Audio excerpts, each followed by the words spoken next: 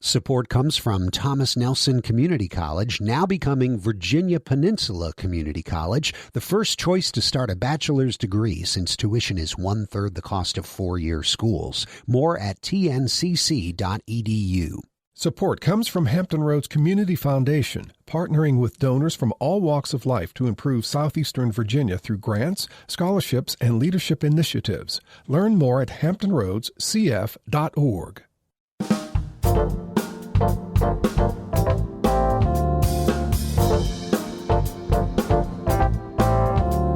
Hello, everyone. I'm Barbara Ham-Lee. Up next on Another View, part 3 of our continuing conversation on closing the educational achievement gap between black and white students. Liz Huntley, author of More Than a Bird, shares her powerful story of how school literally saved her life, starting with a quality preschool experience. And her husband, Tony Huntley, helps us explore why there are so few black male teachers in our public schools. And we mourn the loss of two African-American community advocates in Hampton Roads, A. Bruce Williams and Robert L. Williams, also known as Bob Z. It's all next on Another View, right after this national, regional, and local news from NPR and WHRO News.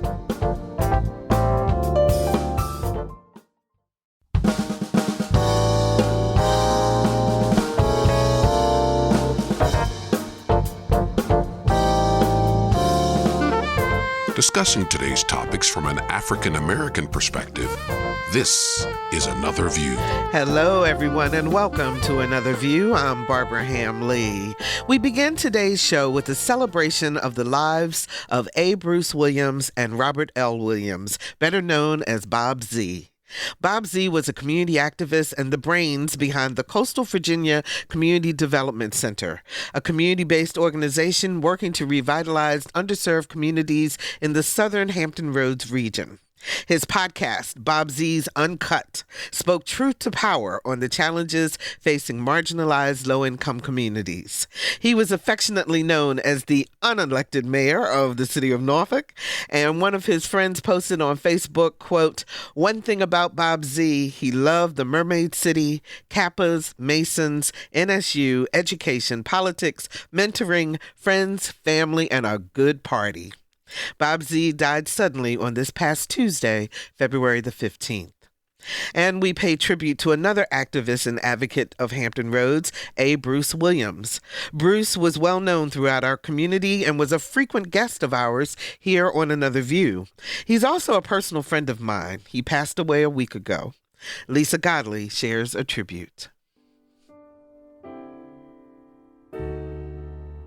Even if you've never met Bruce Williams, there's a very good chance you're familiar with one of the many projects, events, or organizations that he frequently lent his knowledge and experience. A 25-year veteran marketing, media, and customer care solutions specialist, Bruce was known for turning things around, whether it was an entrepreneurial startup or a Fortune 500 company. His friend for over a decade, Dr. Eric Claville, describes him this way.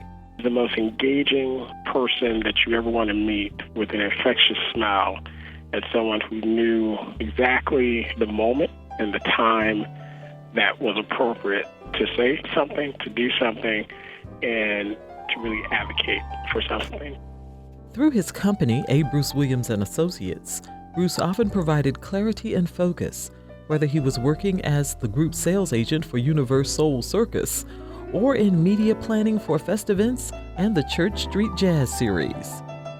Bruce was the co-founder of Africana Virginia Beach, featuring Funk Fest.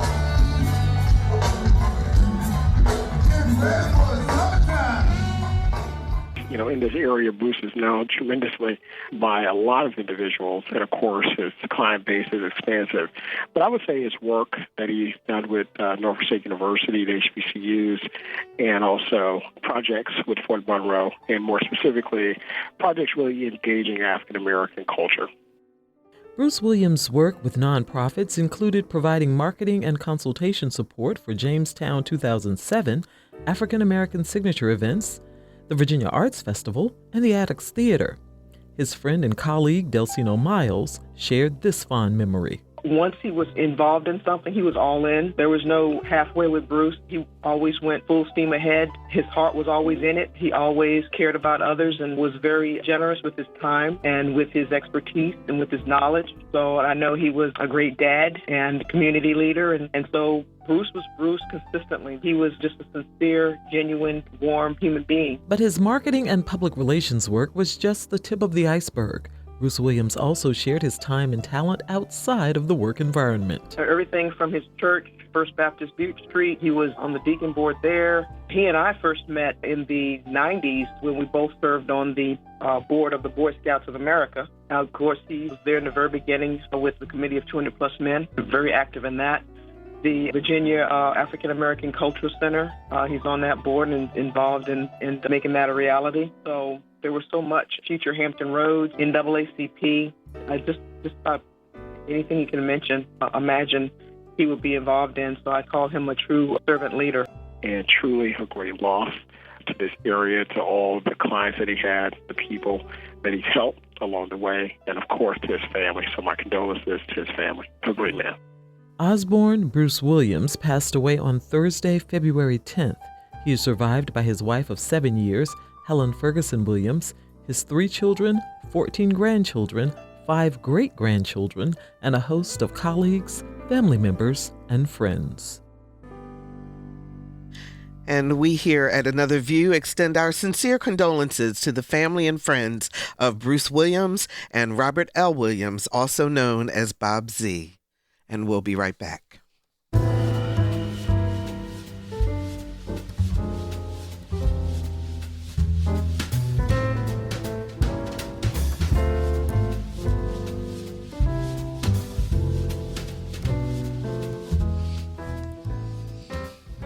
And welcome back. Liz Huntley is convinced that a quality early childhood education is critical to closing the education gap between children of color and white children. She is living proof of the difference it can make in a child's life. She's an attorney, advocate, and author of More Than a Bird. Please welcome to Another View, Liz Huntley. Hello, Liz. How are you?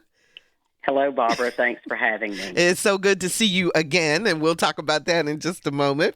And the other half of the Huntley team is her husband, Tony Huntley, also a child advocate and retired public school teacher who taught history for 15 years.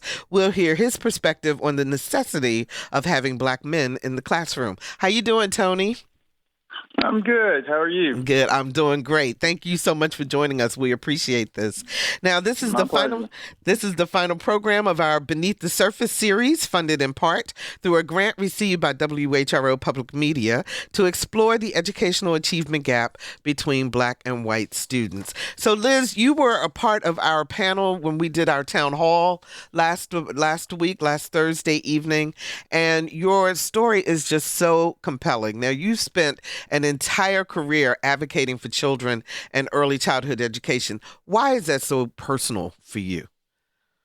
Well, it's personal for me because I was a child who was born into a situation where my parents were drug dealers. My mom ended up becoming a drug addict. My dad went to prison. She committed suicide. So the 5 of us with 4 different daddies were scattered amongst family members within my state. And having gone through all the traumas associated with that, in addition to being sexually abused in the home that I was placed in, the early childhood intervention that occurred in my life was absolutely critical to, and to some extent, I tell people it literally saved my life because, I now know, in addition to the resource resilience I received from the program that was provided for free in my community, the early childhood program, I also now know how critical it was to my brain development because of the traumatic events and things that I was suffering from, how they could have during that time in my life created permanent brain damage. And because of the intervention of early childhood, as we know in neuroscience and science that's out there, it actually helped stop that from happening to me. And I was able to start off without that education and achievement gap being so wide as I started to school. So you wrote your book, More Than a Bird, and I won't give away what that means, but that has a very specific meaning. But my question to you is, tell us what was happening in your life just before you started preschool? Can you just kind of give us a sense of a day in your life before you started this preschool program? Yeah, so the home, when my mother committed suicide, she placed the five of us in different homes, and she placed me and my younger sister. We had the same father who was in prison at the time. She placed us with my paternal grandmother in a housing project in a rural community in Clanton, Alabama. And my grandmother, wasn't highly educated, but believed in education. So she made sure we went and had access to the things that were available education-wise. But as far as, and this is important, as far as what was actually going on in my home, though, what I was being exposed to on a daily basis certainly wasn't going to help me be on the same playing field when I went to school had I not had that program that program was not created in my community for early childhood education, because the day in my life was you get up, you do your chores, you go out and play with your friends all day. I mean, this was the day when you left and you came back at sundown, right? Mm-hmm. And so a lot of my time during the day, instead of enriching educational opportunities, was just, hanging out, playing with friends, doing little kid things, whereas, as we know, more affluent people and more educated folks understand the importance of there being a lot for kids to learn during that time, because, kids, they're sponges during that age, and it's really critical that they be exposed to vocabulary and so many things. And I wasn't. And not only that, I was food insecure in that we didn't have a lot of money and a lot of resources. I was being subjected to sexual abuse by an uncle in the home. And so there were a lot of things going on in my life that had me in a very dark place before I started that preschool. So when you went to preschool, what did that do for you as an individual? I mean, what happened that made you say, you know what, I feel safe here? It's such a game changer. So when I went down to the school in that little small community that I grew up in, everybody knew everybody's business. So they knew about my mama and my daddy and all the poverty that we were in with the grandmother. Didn't know about the sexual abuse because I hadn't reported it at the time. So I went down there. I had no idea how people were going to respond to me. But I remember when I got there, I was so scared. And I get there, and the person that greeted me at the door was a volunteer at the church who made sure that the kids got in safely. And he looked at me and said, "Hello, young lady, welcome." And that kind of broke the ice. And then I go in there, and the school was decorated so, appropriate for kids. So I'm in this nice place I'm going to get to be in all day that was specifically tailored to children, right? And then on top of that, it was the educators, the way the preschool teachers, which happened to be Black teachers in our community that had lost their jobs in integration, because we were in the early stages of integration. And some leaders in our community said, we need to start a preschool to make sure our kids are ready to go to school when they go across town. And so that was sort of the basis of starting. And those ladies, they poured into us. And now all of a sudden I'm hearing people say, "Elizabeth, great job." And they're calling my name in such a positive way. And they're having high expectations, about our ability to learn. And I responded to it, and I needed it so bad because I was such a fragile child at that time with everything that was happening to me that I responded to it and learned real quick. If you do really smart stuff, they'll really love on you. If you do really smart stuff, they'll give you prizes and stuff. So I just rolled with it.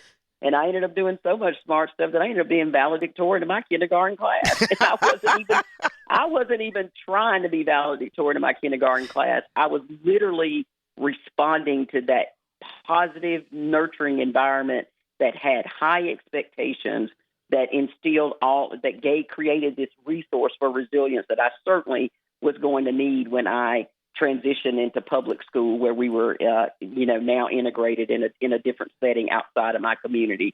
So it was critical. I mean, I walked in to that school with this kid with her head hung, slumped over, withdrawn, and I walked out with a smile on my face and a valedictorian medallion around my neck. Wow, that is fantastic. So now there came the time when it was time to transition to public school, to first grade. And tell us about your first day of school. Let's start with the directive that your grandmother gave you. Yes. So I get up that day. I'm scared because no offense to any white people, but I hadn't been around white people. And, if you think about it, even today, we're so segregated in our residential communities that most kids don't interact with folks of different races until they start school. So I was a little nervous, get dressed, ate my breakfast, and my grandmother looked at me and she said, Elizabeth, I want you to go over to that school and I want you to tell the teacher to put an X everywhere I need to sign on the paperwork, sit at home, and I'll send it back tomorrow. So it dawned on me she was about to send me to this school by myself. Wow. And, of course, my grandma was hardcore old school. I wasn't about to, to try to have a debate with her about this. So I headed out the door to go catch the school bus to go to school. And so I literally went to first grade in the middle of integration at 6 years old by myself. Wow. Now, when you got to the school, there was nobody there to say, hey, little girl, come along and let me take you to your classroom. How did you find your class? Yeah, so this is where, which is why I'm such a big advocate for school readiness and early childhood education, because of the resource resilience that's provided when you navigate going to school. So I get there and I'm looking around. I don't know what to do, but I look on the wall and I see first grade on the wall. And I think to myself, okay, I'm going to the first grade. I must be in the right place. Well, I knew it said first grade because of that preschool. There was no learning going on in my home. I noticed there were sheets of paper on the wall. Parents were scrolling up and down the list to find their kid's name. I observed that. And I thought, well, my name's got to be up there. So I got on my little tippy toes and scrolled up and down the list and found my name and saw what room number I was supposed to go into and headed that way.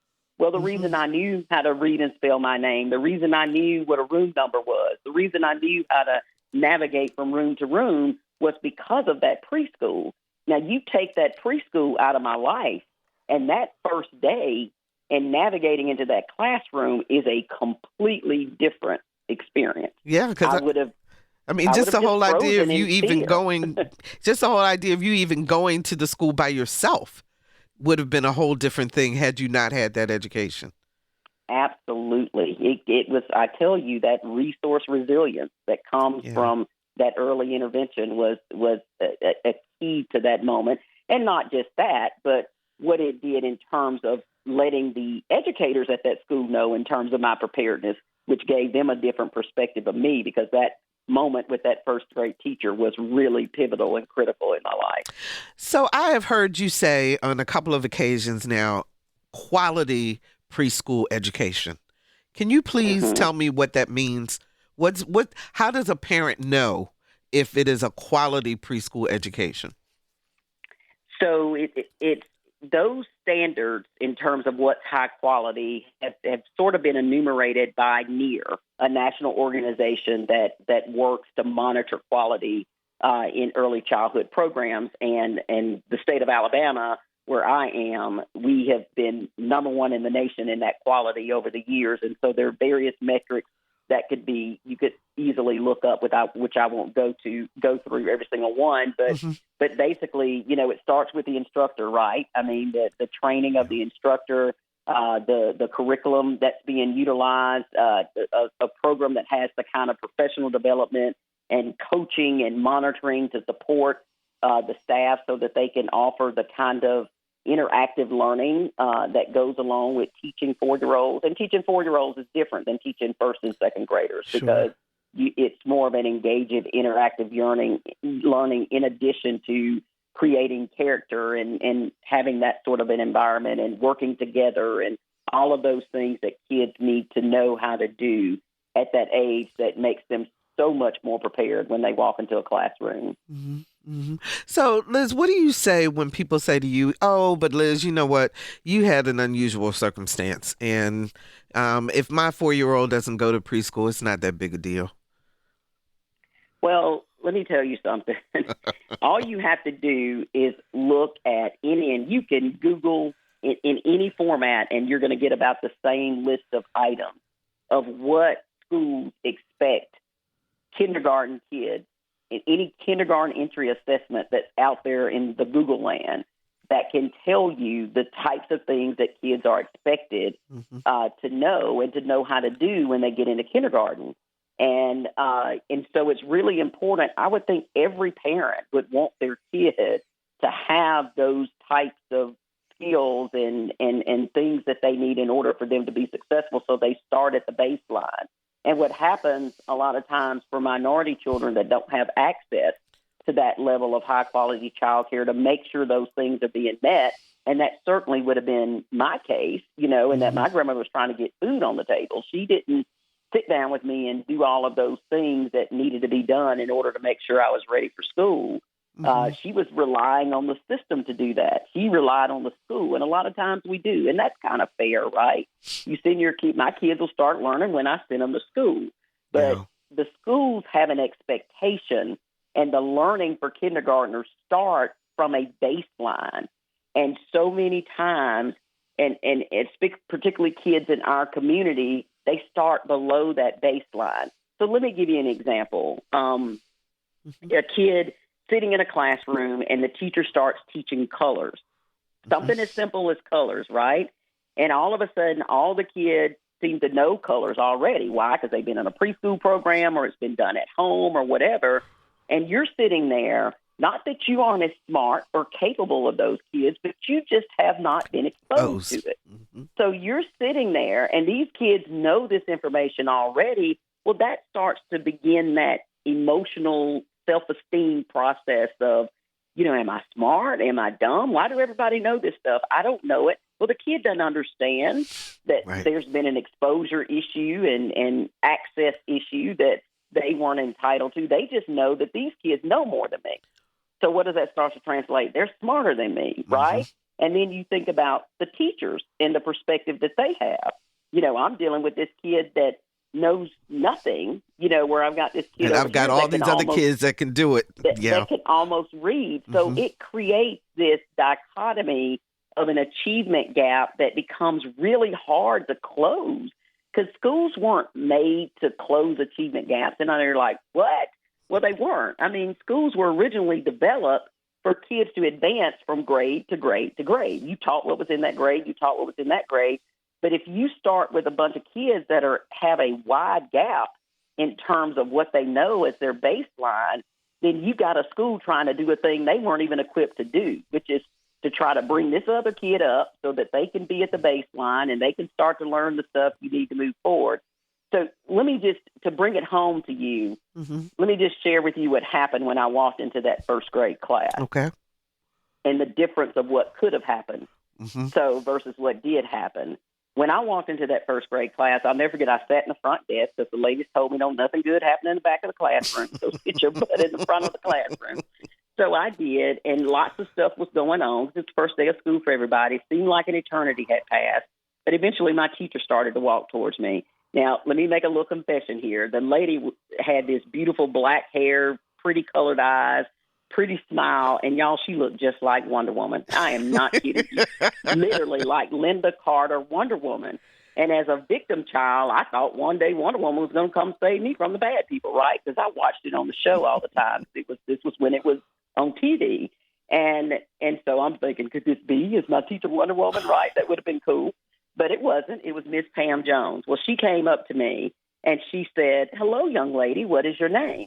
Well, I panicked, Barbara, literally panicked. I didn't know what to say, right? And all that could come out of my mouth was, my name's Elizabeth Humphrey, and my grandma told me to tell you to put an X everywhere I need to sign on the paperwork, send it home, and I'll send it back tomorrow. And she froze. And we had a conversation about how I found my way into that room. Wow. Now, you all know that a lot of things could have happened in that moment. That woman could have called child services. She could have gotten mad that my grandma had sent me there by myself or thought I was one of those children and judged me based on that circumstance. But instead, when hearing how I had navigated to get into her room, that lady actually saw my glass as half full, not half empty, because she saw a resilient, brave, well-prepared for school kid.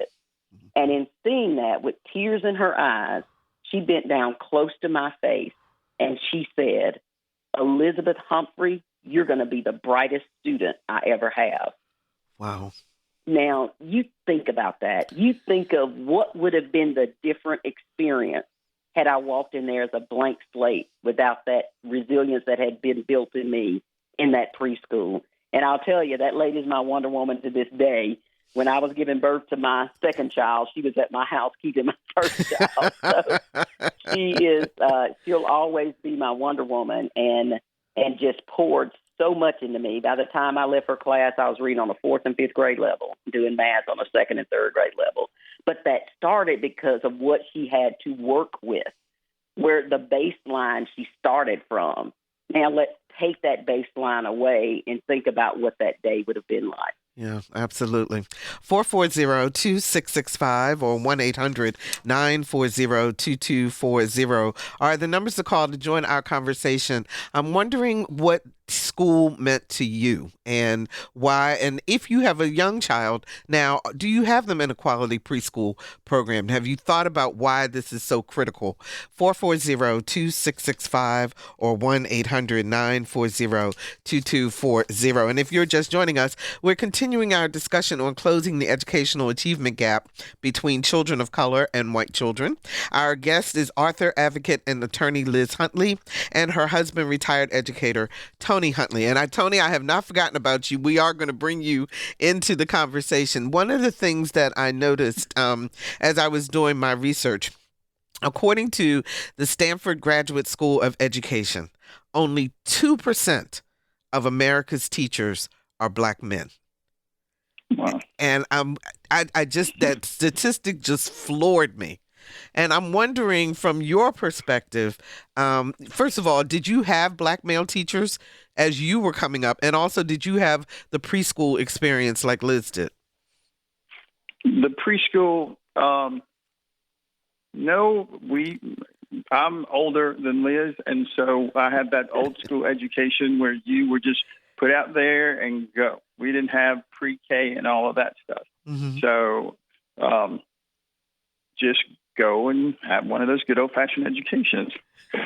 Pay attention to the teacher and behave. Right, and behave. And if you knew my parents, you'd understand that I was going to behave. So as a teacher, as someone who's been in the classroom, you spent 15 years teaching history. Why were you such an anomaly? Or were there other Black male teachers where you taught? Well, in the system at the middle school where I was at, I was the first Black core teacher that these kids encountered ever since they came to school. Mm. I mean, there were other Black teachers maybe teaching PE, but no core classes. And what grade did you teach? What grade was it? 8th grade. 8th grade. 8th grade. So from kindergarten through 8th grade, you were the only one, or the first one that they may have encountered.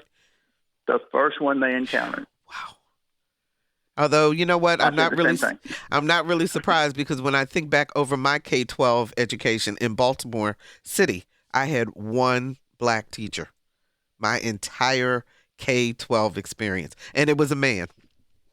5th grade. I think in 9th grade, my English teacher was Mr. Hale. He was a Black guy. And as I think back, he was the only one. Why is it important? Why do you think it's important? And I want to ask that of both of you. But Tony, let me start with you. Why is it important for students to see Black men as teachers in the classroom of core subjects, not just disciplinary issues? To get a feeling that there's somebody here that understands where they came from or where they're coming from, and who can actually reach back and try to teach them based on what the commonality that we might have between them. So we can relate. Mm-hmm. And they see us and they go, wow, it's not a PE teacher. But the other side of that is I was known as one of the hardest teachers, because that's just how I was brought up, to really try to teach the kids. And I tell them, teach them to the best of my ability, because in my eyes, my job was to make sure I produce the best student that I can produce, because I have your future in my hands. Yeah. And if I don't do my job, that's going to affect where you go long term. And I just took it real personal about helping everybody. Well, let me ask you this, Tony, because I know that there's a lot of research and study that has been done that says that students tend to learn better from people of the same race that they are, particularly Black boys in terms of Black men. But isn't it also important for all students, white students, Latino students, Asian students, etc., to see a Black male in a positive role as a teacher, as a core teacher? Yes. I mean, it has a big impact because they see that, wow, these guys, I mean, they can do it just like everybody else can. I mean, give them a chance. And I've had a lot of experience with that where people just didn't know what to expect from me.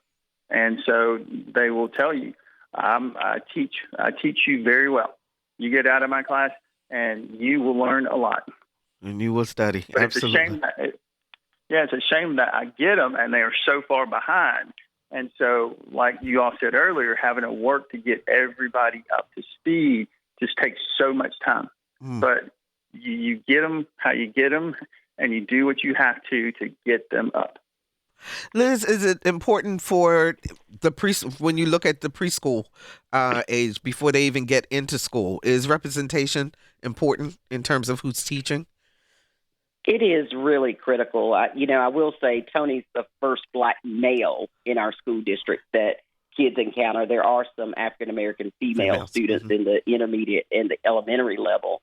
But, Tony and I have a late-in-life child. We got 2 grown children, and we got a 7-year-old young boy who is in the first grade. And seeing through his eyes how much representation matters to him with some of the things that he said to us in wanting to see people that look like him has let us see it from a completely different perspective in recognizing how important it is. Can you give us a sense of what he said? Can you give us an example?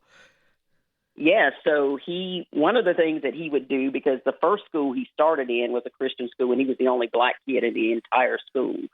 And so he would intentionally, when they would have coloring papers, he would color the people Black, like he would color the skin of the people Black. And we sort of asked him about it, and he talked about wanting to do Black people, wanting to see Black people. And, and as he transitioned schools, he asked about whether or not there would be people that look like me. I mean, and even watching shows on TV, wanting to see people that look like him. Nickelodeon has a show called Blaze about a monster machine, and the driver of the monster machine is a little Black boy named AJ. Now, I think he thinks the show was made after him, but because his name is AJ. But that representation is so important for them to see people that look like them doing anything, right? That it's not these jobs, these careers, these roles in society are not limited to white people, but that Black people are doing them too. So he has really opened our eyes to how kids, they are looking for that and they yearn for it. Tony, why aren't more Black men going into the teaching profession? Basically, I think we're not encouraged to go there. Or if we do or are encouraged, it's like PE. I mean, core courses, they're hard to come by. I know when my principal was actually looking to hire, she was like, I don't have these Black males coming through that are core teachers. I mean, she would hire them if she could find them, but they're just not out there. Wow. I know that there are a lot of programs that from the college perspective in terms of trying to get more Black males into the teaching profession. Is salary an issue? Is that something that is also keeping people from considering that as a career? Probably, because Liz always talks about how she says it's a calling because you're not in it for the money because she's seen my paycheck before. So yeah. But it is a calling and it is important. Absolutely. 440-2665 or 1-800-940-2240. Linda joins us from Yorktown. Hi, Linda. You're on the air. Yeah, hi, Barbara. Hi. I always listen to you. Listen, I wanted to say 3 things. One, I went to school in New York City. I'm 78, 79. I never had a Black teacher, period, in any school until high school. There was one with 6,500 students, and there weren't any. And I spent 23 years in education as a counselor. But in Newport News, about 4 years ago, I met a member of the Board of Education, of the school board, and he was bragging that the school was 40% on grade. We were always 3 years ahead in everything. We learned at home and in school. Wow. But it's ridiculous, for him to be bragging about that. My nephew went to Newport News School, and my other went to a Christian academy. And when they moved to York County, he had to have a tutor. So it's still going on. So it's still happening. Yeah, very, very important, because kids get this stuff at home. In other places, their parents read to them. And if you don't read and if you don't know the developmental milestones, these kids come in and they're just like lost. So It is very, very, that's what Head Start was about. Exactly. Thanks, Linda, for the call. We appreciate that. Liz, I think that parents or people who may be listening to this who come from a place of privilege, and I'm not talking about rich, I'm talking about having the ability to have books in the home, to have the time to sit down and to read to the child. You were talking before about the language barrier in terms of the number of words that some kids hear on a daily basis versus others. All of that plays into why this early childhood education is so critical. Yes, there's the literature out there and the studies and it's hundreds of words. I mean, the vocabulary gap between the children that have access to early childhood education and those that don't is huge. I mean, just in terms of the amount of words that you know and that you're exposed to, which obviously, you think about this, that's going to translate into how you even understand how the teacher's communicating, correct? Mm-hmm. If you haven't heard certain words. And then there's another side to this, and I'm not ashamed to say, it's in my book, I ended up having to go to speech therapy because, all communities have their dialect too, right? So that creates somewhat of a language barrier if a kid hasn't already been exposed in some sort of a educational setting, and understanding that there's a difference in the way, that people communicate and how they say certain words, right? But when you're reading to children and when they're exposed to reading, even if they do have their dialect from whatever their community is, they know how to read and say these words, in their vernacular as would be expected in school. So that is that's one of the biggest metrics that demonstrate the wide achievement gap in those children that are exposed to quality early childhood education and those that are not. So I know you're a very big advocate in Alabama for the early childhood education. And what's the latest? What's going on? Are there new trends in terms of teaching kids and trying to make sure that we reach everyone and not just certain children? Yes. So one of the things that we're really in Alabama, we could be more excited about pre-K, and our director, our secretary of the Early Childhood Department of Education, who came on in late 2020, is an African-American female named Dr. Barbara Cooper. And she has phenomenal educator, phenomenal woman who's really carrying on the tradition from the former secretary, Gina Ross, to make sure that we take a close look through heat mapping or whatever tools that we can use to identify those, what we call pre-K deserts, right? Places where we know kids are not getting access to pre-K that they need to. So they're understanding that there could be barriers to that, right? Because we do a diverse delivery system where daycares and faith-based places can apply for grants to get access to pre-K in Alabama, going really out of the way to make sure that they help identify any barriers to those places seeking out and receiving the funds. Every year, our legislature has given a tremendous amount of money, millions of dollars, towards continuing to expand access to high-quality pre-K. I remember when I first started on this over a decade ago, we had less than 6% of the children in the state of Alabama that had access to this high-quality pre-K. Now we have more than 40% of the children in Alabama having access to high-quality pre-K. And the goal is to continue to get that expansion in resources so that those grants can be made available so we can get to all children, all 4-year-olds, to have access to that pre-K. So, Liz, I when I read your story, and not only, you started out with the preschool and that helped, and then you got into elementary, but things at home still were really wonky, really, really not a very pleasant place. I wonder how much of your success is your own personal resilience versus also what you learned through preschool and so forth. Do you think perhaps you might not have found that personal resilience had you not had that preschool opportunity? I truly believe, and there's lots of research that debates this on both ways, but I truly believe that resilience is built in children. I do think that some of us are naturally more resilient than others. We're stronger. We have tougher skin, for lack of a better way to describe it. But resilience is about having a tool to overcome something, right? Mm-hmm. And if you don't have those tools in your toolbox to do that, then you can't do it. And oftentimes, people will say, Liz, you just rose out of it. And so here's how I describe it, Robert. A little girl asked me one time, because I speak to a lot of kids across the country, 7th grade kids. She was like, Miss Liz, we read your book. I just don't get it. There was just too much going on. I don't know how you got through it. And this is how I described to her. It's this thing called hope. Resilience is connected to hope. There's a reason to push forward and keep going when you feel like, what's the use, right? And I had lots of reasons to feel like, what's the use? But when I got home from school until I went to bed, I never knew what might happen. I mean, we had an uncle where there was domestic violence. They ended up in foster homes sometimes, all of this crazy stuff. And so from getting off the bus to going to bed, not knowing what's going to happen, living in that fight or flight type mentality when you're a kid of trauma. But when I got up in the morning and I ate that breakfast and I walked out that door, I was going to a positive place.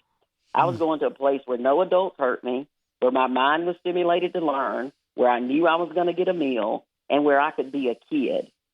And I wish educators would understand the power of that.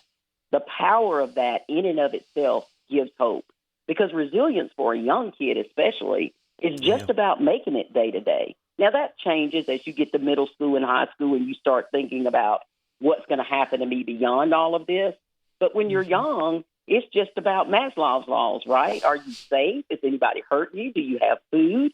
And schools do that, and they do it in a powerful way, which is why I co-founded the Hope Institute in Alabama, where we're serving over 100 schools now, where we're helping schools build a culture of character, a caring community in their schools, because it is a game changer. It, for some kids like me, is a reason to wake up every day. So I'm sure that if there were teachers listening, but they're in their classrooms right now, so maybe they'll be listening to the podcast. But I've heard teachers say, you know what, I'm not a social worker. I can't do everything. My job is to impart this knowledge and get them to pass the standards of learning and move them on to the next grade.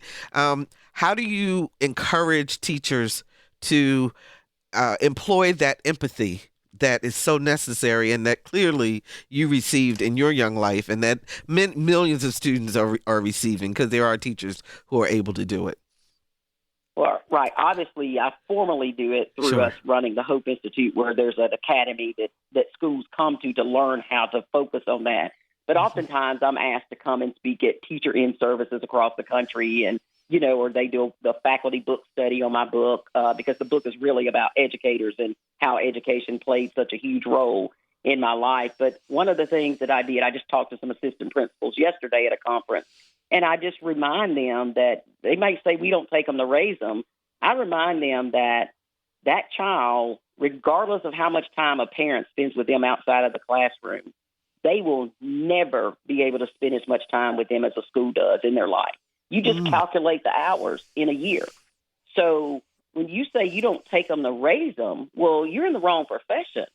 And don't get me legal on you, because a school is in loco parentis, which is the Latin term for in the place of the parent, right? And so when I drop AJ off, or Tony drops him off, we are entrusting him to that school. And we all want our children to have a positive experience. And that positive experience can only come in the classroom with that teacher, because that's where they are all day. And so I try to remind them, you don't take them to raise them in the sense that you're going to take them home, although there's some incredible teachers out there that do that. I get calls all the time. How do I reach out to social services? I got to do something about this kid. There's some that are like that, but just the positive experience where they feel like you care. It was Teddy Roosevelt that said they don't care about what you know until they know that you care. That you care, absolutely. That's where it starts, and so it's very important. So, Tony, what about the student, especially black males, who come in the classroom? They may be a little antsy. They may not be as respectful as a teacher wants them to be, or whatever. And the first thing that happens is they get sent to detention, or they get sent to the principal's office. How do we break that cycle so that those kids can also feel like Liz felt when she was in school? Part of it is just understanding the background that they might come from. If you can, Liz always says, see the world through the child's eyes, understand what they may have been going through that morning before they got there, that might make you sort of back off and think twice about sending them to the office. Because I know once you learn your kids, you learn where their mind is. You learn where they come from. You learn so much. I tell the kids all the time, after I really get to know you, I can look you in the eye and tell when you're having a bad day. I can tell so much just looking at you. But I would always stand in my doorway, and I would greet every kid that came in my room, every kid that walked by. I would say, hey, how you doing? Just doing that eye check to see if there's a problem. And when they look at me and they say, I'm fine, I go, nope, I don't see it. And I'll call them in and try to talk to them a little bit to get an idea of what's going on, to sort of like you said, let them know that somebody cares about them. It doesn't always have to be about the school. It's about them, getting them in the right mindset. So when they come back to you, they're ready to go. They're ready to go. Wow. 440-2665 or 1-800-940-2240. Florence joins us from Virginia Beach. Hi, Florence. You're on the air. Okay. I'm an 85-year-old white woman, and when there's a book now out called The Boys Are Not All Right, and boys are not graduated from college nearly as much as girls, and it goes even double for black boys, because being in school and sitting when I was young, you started off grade school with 2 recesses. During the day, if the teacher saw we were getting antsy, we got up and did running in places and jumping jacks. And today, to expect students to sit for young, and particularly young boys, and I think probably the black ones are getting into more trouble with it, is just not realistic. It's not the way the motor, the body is for young children. Yeah, it's just, and I think that's a lot of trouble. And really, there's a big difference between girl and boy graduates from college. Okay. Florence, thanks so much for the call. We appreciate that. Liz, I'll let you respond. No, well, I have a boy now, and I see the big difference between raising a boy and raising a girl. Well, the reality is this, and I work on several commissions in terms of how we're educating and delivering education to our students now. And Tony certainly knows this, even with his creative use of technology in his classroom. You've got to meet them where they are. The traditional lecture style, in front of the chalkboard type classroom setting is so foreign to the way they learn through technology, through their YouTube, through TikToks, through, they get information in such a creative and stimulating way. Yeah. And then to go and listen to somebody just lecture about a subject that they may or may not have any interest in is very different. So I completely agree. I know in early childhood and quality early childhood settings, they do exactly what she's describing. They have ways where they're engaging with the children, even through little videos where they dance to it, as a part of the day, because, these students have a different way in which they function at home now. that is very stimulating. And now it's challenging for that educator that's done it that traditional way when it's hard to capture the student's attention. So, Tony, we only have a few minutes left. What would you say to someone who is in a career and maybe thinking about doing a black male, I'm talking about, and maybe thinking about doing a career switch to the classroom? Would you encourage it? I would say probably. It's needed. The more we can have influence in these kids, the better. The more they get to see people of color leading the charge, I think that's a 100% positive gain. Okay. I mean, it's a win-win situation. All right. Thank you so much. That is Tony Huntley. He's a retired teacher. He taught history for 15 years, and he was the mean teacher. No,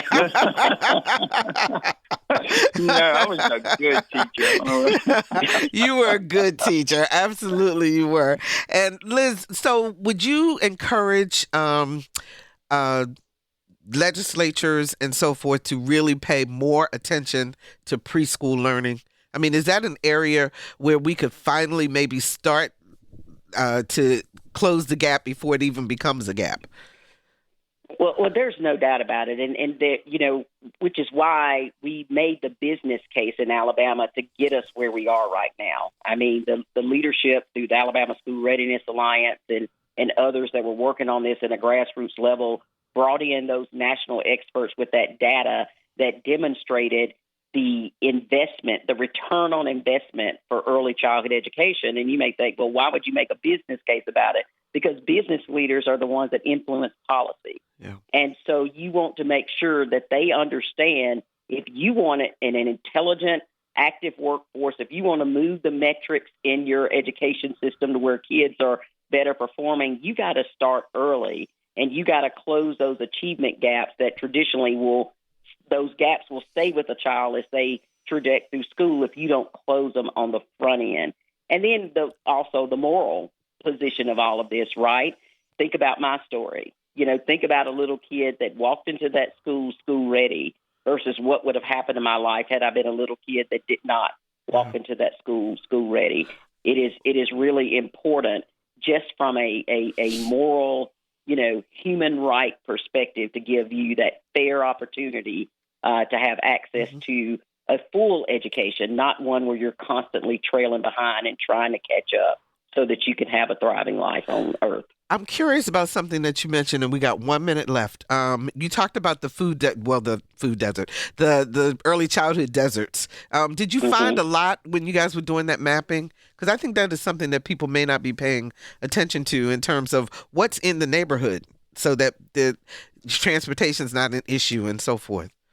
Absolutely, we did. And I will tell you that the governor of the state of Alabama, Governor Ivey, is really committed to that. Mm-hmm. And so they have started some pilot projects throughout the state in some of those communities where there are those challenges to try to figure out how do we as a community start to focus in on what we need to do to close those gaps to get kids school ready so that we can, which also ultimately will lead in improved, reading and proficiency scores in the third grade. Absolutely. Which we certainly learned in Alabama, the kids that have pre-K, they do better in third grade reading proficiency than kids that don't. Okay, that is Liz Huntley. She's the author of More Than a Bird. Thank you so much, Liz and Tony, for joining us today. I appreciate that. And you can listen to the entire series of Beneath the Surface programs at whro.org/community. And you can find all of our Another View shows at anotherviewradio.org, where you can also sign up for our eView newsletter. It's a once-a-week reminder of upcoming shows. Next week on Another View, our favorite cardiologist, Dr. Keith Newby. February is American Heart Month, and he has a lot to share about keeping our hearts healthy. Our theme music is an original composition created especially for Another View by Jay Sennett. Lisa Godley is our show producer. Todd Washburn is our audio engineer, and Dr. Barry Graham answered our phones. Thanks for joining us. Hey, stay positive, test negative, and let's get together again next Thursday at noon for Another View.